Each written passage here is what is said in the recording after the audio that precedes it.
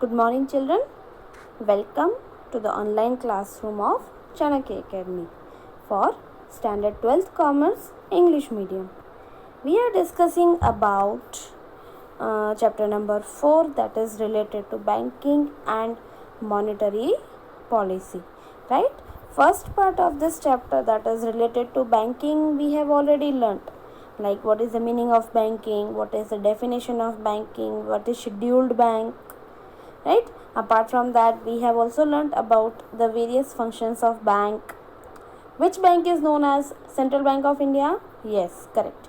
Reserve Bank of India or RBI is known as Central Bank of India और the apex bank, जिसको हम ये भी बोलते हैं कि it is the bankers bank. सारे बैंक जितने भी कमर्शियल बैंक है उसका हेड और उसका main bank, like that is Reserve Bank of India. We have already discussed about the functions of Reserve Bank of India, right? Today we will be moving ahead with the next second half of this chapter, and that is monetary policy. What is the meaning of monetary, children? Monetary means anything that is related to finance or money. Then what is the meaning of policy?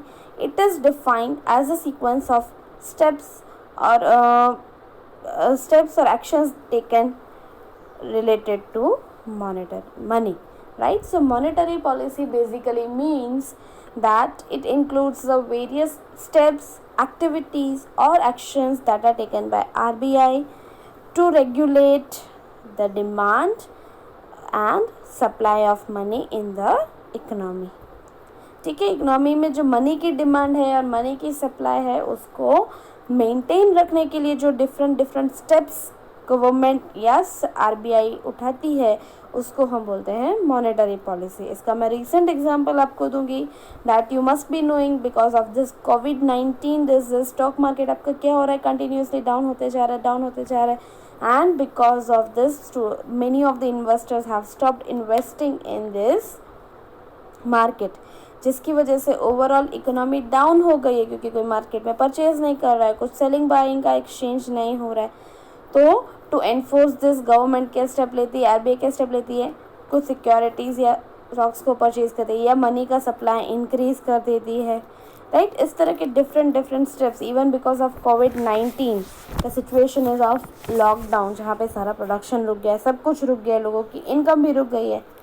तो उसको boost up करने के लिए क्या करना पड़ेगा, government को दूसरे नए स्टेप्स या पॉलिसीज़ इंट्रोड्यूस करनी पड़ेगी जिससे कि सिटीजन्स को बेनिफिट मिले उन इवन पूरी इकोनॉमी जो है वो डिस्टर्ब नहीं हो. उसको हम बोलते हैं monetary policy. We call it as monetary policy. Let us look at the definition. In economic terms monetary policy means it is a policy which regulates the demand for money and the supply for money in the economy, right? It is essential to regulate this imbalance because otherwise it can result into inflation or the situation of deflation. Inflation की situation कब आएगी, जब demand बहुत ज़्यादा है और supply कम है. People are demanding for various types of goods whereas उसके सामने कोई भी सप्लाई अवेलेबल नहीं है. तो क्या होगा, the one who are selling the goods will be doing it at higher price, यानी ओवरऑल इन्फ्लेशन बढ़ता जाएगा. डिफ्लेशन की सिचुएशन कब आएगी, जब मार्केट में गुड्स अवेलेबल है, डिमांड है, लेकिन उसको परचेज करने वाला कोई परचेजर नहीं है, राइट? सो वो दोनों सिचुएशन ही इकोनॉमी को डिस्टर्ब कर सकती है. To avoid that the continuous different steps are taken to balance these demand and supply. Hence, monetary policy is also known as stabilization process, जो क्या करती है, stabilize करती है, balance करती है किसको, the demand and supply of money. Now, in earlier times, the purpose of monetary policy was to regulate the volume of money, value of money, and nature of money. Nowadays, it is also used for the process of credit creation. Now we have different definitions from the viewpoint of economic theory.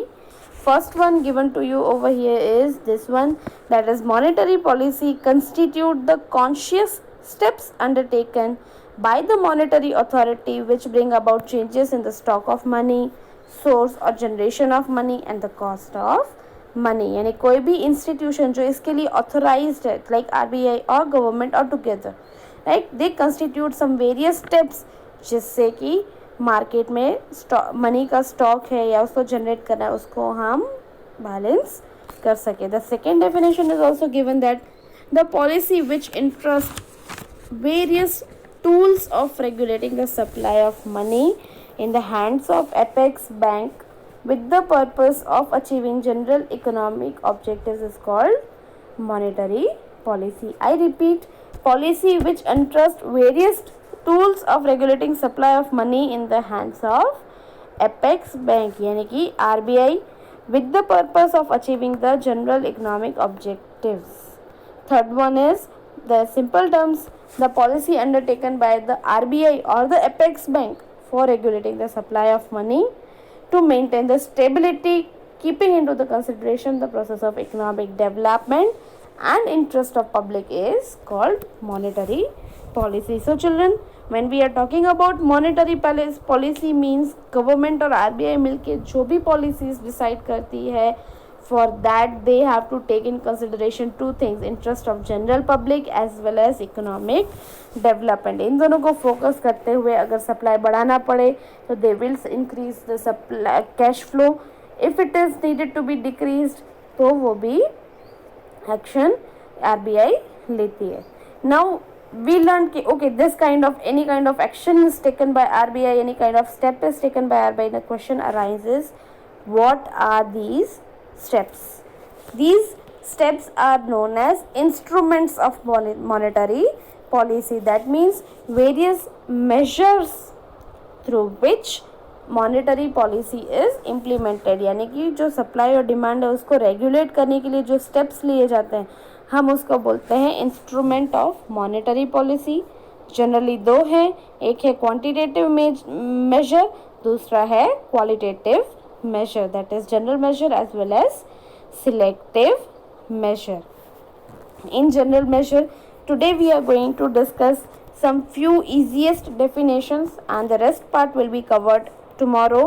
जो easiest portion है उसमें आज हम देखेंगे bank rate किसको बोलते हैं, repo rate and reverse repo rate किसको बोलते हैं, CRR that is cash reserve ratio किसको बोलते हैं, स्टैट्यूटरी लिक्विडिटी रेशियो किसको बोलते हैं. यही सारे डिफरेंस आज हम क्लियर करेंगे and tomorrow we will move ahead with stabilisation under emergency situation, open market operation and other qualitative measures. Right children, so let us first understand the few of the quantitative measures जिसको हम बोलते हैं general measures. Right, quantitative measures का meaning क्या होता है, तो they are aimed at impacting the entire economy in general way and hence they are called general measures. यानी कि ऐसे स्टेप लिए जाते हैं जिसकी वजह से पूरी इकोनॉमी या सारे पब्लिक सबको उसकी इफेक्ट होती है. First one is bank rate. Right, so what is the meaning of bank rate? So the bank rate is when commercial banks have shortage of funds, then they borrow from the RBI. The rate at which RBI lends to these commercial banks for the long term period of time is known as bank rate. Children, keep this word in mind when defining bank rate. यानी कि commercial bank के पास जब पैसे कम पड़ जाते हैं, जब उसको फंड की ज़रूरत पड़ती है and when these commercial banks need to borrow the fund, तो वो किसके पास से लेते हैं, they borrow it from RBI यानी कि रिजर्व बैंक ऑफ इंडिया. और रिजर्व बैंक ऑफ इंडिया से वो कितने टाइम के लिए लेते हैं, for long term purpose, generally more than 5 years. उसको हम बोलते हैं बैंक रेट. अब देखो बैंक रेट इंक्रीज हो जाएगा तो क्या होगा, कमर्शियल बैंक कम लेगी. अगर बैंक रेट डिक्रीज हो जाएगा तो कमर्शियल बैंक क्या होगी, ज़्यादा पैसे लेगी. दैट मीन्स अगर मार्केट में मनी का सप्लाई बढ़ाना है तो बैंक रेट क्या करना पड़ेगा, कम करना पड़ेगा. If the bank rate is increase that means commercial bank will borrow less. When the borrow less at higher rate they will give the less amount at a higher rate to the general public, and when the people get fewer loans, demand will fall. On the other whole, there is less creation of money, lower demand of goods and low circulation of money. Clear हुआ? यानी कि जब market में जब bank rate increase हो जाएगा तो money का सप्लाई क्या हो जाएगा? It will reduce. अगर बैंक रेट कम हो जाएगा तो मार्केट में मनी का सप्लाई इंक्रीज हो जाएगा. ये सिचुएशन कब इम्प्लीमेंट होगी? जब इन्फ्लेशन आता है तो बैंक रेट क्या कर देता है? इंक्रीज कर देता है. बैंक रेट इंक्रीज होगा यानी मार्केट में मनी का सप्लाई क्या होगा? धीरे धीरे धीरे धीरे कम होता जाएगा. Now when the supply of money is higher than the demand for money, then there is inflation, and hence reducing the money supply helps in reducing the inflation. And if supply of money is lower than the demand for money, then there is situation of depression.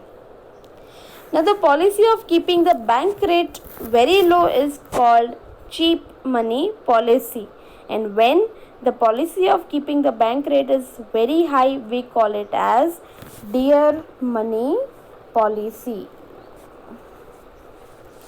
Next topic is repo rate and reverse repo rate. Now when commercial bank need money for very short period of time, for 1 day, 7 days or maximum 15 days, right? So in such situation what banks do? They sell their securities which are held by them to RBI. यानी कि commercial bank के पास जो government securities होती है वो किसको दे देती है? RBI को. जिससे क्या होगा? With the repurchase agreement at a particular rate. इसको हम बोलते हैं repo rate. Now bank sell this government securities to RBI. अब इसे क्या होगा? बैंक RBI को क्या देगी? गवर्नमेंट सिक्योरिटीज देगी. उसके रिटर्न में RBI क्या देगी उसको? It will give the money for the shorter period of time. But एक चीज़ याद रखना बेटा इसमें, the condition to repurchase them at the discount. Such a discount rate is repo rate or repurchase rate. अब वो कैसे हुआ? There are two parties involved, bank and RBI. अब बैंक को पैसे चाहिए तो वो क्या करती है? RBI से पैसे लेगी. Suppose bank requires 100 rupees, right? तो RBI उसको क्या करेगा? It won't give 100, it will give 90 for the valuation of 100. अगर बैंक को 100 रुपीज़ ही चाहिए तो उसको 110 रुपीज़ पे करने पड़ेंगे, जिसके रिटर्न में बैंक उसको क्या करेगी? 100 रुपीज़ पूरे पे करेगी. This is known as the situation of discount. Now in the event of inflation, central bank क्या करेगी? रेपो रेट को इंक्रीज कर देती है. Why? Because of this, bank will not borrow from the central bank and lend to the general public at higher rate, and ultimately people will borrow less and money supply will be arrested or reduced. तो reverse purchase क्या होगा? Reverse repo rate means it agreed upon the rate at which RBI repurchased its security from the commercial bank. अब यहाँ पे देखो क्या हो रहा है? Reverse repo rate means RBI commercial bank से सिक्योरिटीज वापस रीपरचेज कर देती है. RBI रीपरचेज करेगी, राइट? तो क्या होगा? When RBI has to borrow short-term funds from the commercial bank by parking its security with the commercial bank. अब इस सिचुएशन में क्या होगा? RBI अपनी सिक्योरिटीज देके पैसे वापस ले लेती है. An increase in the reverse repo rate means commercial bank will get more incentives to park their funds with the RBI by lending more to RBI and thus decreasing the lending to the general public. What is the third concept that we are going to see today is cash reserve ratio, or the rate for which minimum percentage of the cash is kept with RBI. यानी कि according to the RBI Act 1934 जितनी भी commercial banks है, all commercial bank have to keep certain minimum cash reserves with RBI. और जो जितना percent वो deposit रखती है that is known as cash reserve ratio. Earlier it was decided to be 5% of demand deposit and 2% of time deposit. Now since 1962 CRR is varying between 3% to 15% of total deposits. Now when CRR is higher तब क्या होगा, cash reserve ratio यानी bank अगर RBI के पास ज़्यादा reserve रखेगी तो उससे क्या होगा, लेस डिपॉजिट और मनी विल बी क्रिएटेड यानी कि क्रेडिट कम होगा जिससे लोन्स कम दी जाएगी and hence money supply and inflation is curtailed. CRR is reduced in times of deflation और डिप्रेशन जिससे कि मार्केट में मनी सप्लाई को इंक्रीज कर सके. The fourth term that we are going to learn today is statutory liquidity ratio. Now what is the meaning of this statutory liquidity ratio? Apart from CRR, one more thing bank has to do, that is all bank have to maintain the minimum equal or not less than 25% of deposits in the form of either cash or gold or an unencumbered approved security, उसको हम बोलते हैं SLR. Statutory liquidity ratio, liquidity means free cash यानी कि bank के पास जितना पैसा है वो सब कुछ लोन में या डिपॉजिट में नहीं डालती है, सिक्योरिटी में या मार्केट में. They keep few of amounts with itself in the form of either gold और कैश और उसको हम बोलते हैं statutory liquidity ratio. Let us once again revise this for today. सबसे पहला है क्या है, bank rate, the rate at which RBI lends money to the commercial bank. Loan कौन दे रहा है, आरबीआई. किसको दे रही है, कमर्शियल बैंक को. कितने ड्यूरेशन के लिए, for long term duration and it is known as bank rate. Right. अब बैंक रेट बढ़ जाएगी यानी क्या होगा, बैंक को कमर्शियल बैंक आरबीआई को ज़्यादा इंटरेस्ट पे करेगी लोन लेने के लिए, यानी अगर बैंक रेट इंक्रीज होगा तो मार्केट में मनी सप्लाई कम हो जाएगा. Second one is repo rate and reverse repo rate. Repo का मतलब होता है रीपरचेज, यानी कमर्शियल बैंक को जब पैसों की ज़रूरत पड़ती है shorter period of time, 1 days, 2 days, 3 days, 7 days और 15 days, तो वो क्या करती है, वो अपनी कुछ सिक्योरिटीज़ जो आरबीआई के पास होती है उसको सेल करती है with one agreement of repurchase. यानी कि कमर्शियल बैंक अपनी सिक्योरिटी किसको देगी, आरबीआई को, जिससे आरबीआई क्या करेगा, कमर्शियल बैंक को शॉर्ट ड्यूरेशन के लिए पैसे दे देगा जिससे बैंक की जो मनी रिक्वायरमेंट है वो फुलफिल हो जाएगी. Reverse repo rate means RBI क्या करेगी, उसी सिक्योरिटीज़ को रीपरचेज करती है. जब किससे परचेज करिए, कमर्शियल बैंक से. कमर्शियल बैंक को चाहिए तो वो आरबीआई को दे के पैसे परचेज करेगी, उसको बोलते हैं रेपो रेट. लेकिन अगर आरबीआई को चाहिए तो वो क्या करेगी, वो सिक्योरिटीज़ परचेज करेगी किससे, फ्रॉम कमर्शियल बैंक, और जिसके रिटर्न में क्या करेगी, वो उसको फंड प्रोवाइड करेगी. And fourth one is third one is your cash reserve ratio, यानी कि जो minimum percentage cash reserve RBI के पास कमर्शियल बैंक को रखना पड़ता है उसको हम बोलते हैं cash reserve ratio. Then what is statutory liquidity ratio. Statutory liquidity ratio means bank अपने टोटल डिपॉजिट का जितना परसेंट अपने पास कैश या गोल्ड या अप्रूव्ड सिक्योरिटीज़ के फॉर्म में रखती है, we call it as statutory liquidity ratio. Tomorrow we will discuss about few more quantitative instruments and the qualitative measures of monetary policy. Till then, thank you.